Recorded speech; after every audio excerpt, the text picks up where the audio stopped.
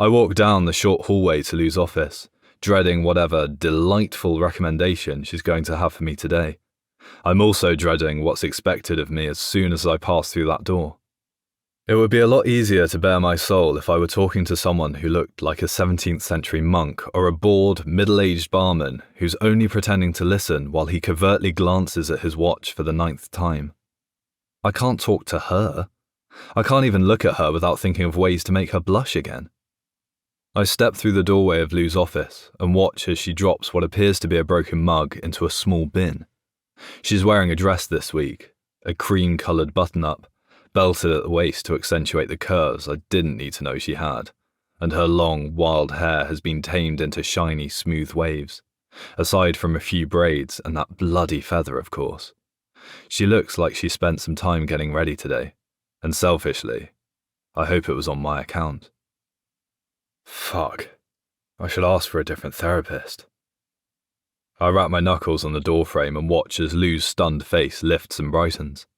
Thomas! She greets me like she's elated to see me, but after the way I behaved last week, I can't imagine why that would be the case. My publisher must be paying her well. I furrow my brow at the thought, which causes Lou's smile to falter. Oh, please. She extends a hand towards the chair nearest the door. Have a seat.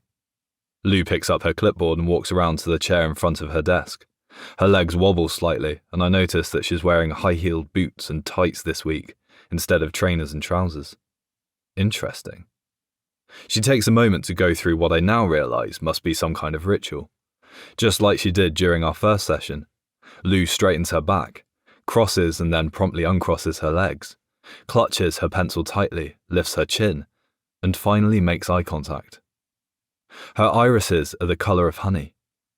I find it fitting because even though this woman is almost intimidatingly beautiful and equally intelligent, there is a sweetness about her, a warmth that I imagine most people don't look hard enough to see.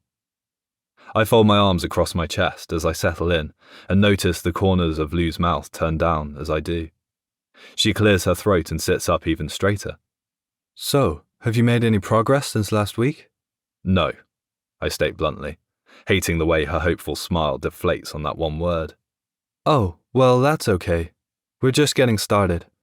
Her smile returns, but this time it's forced.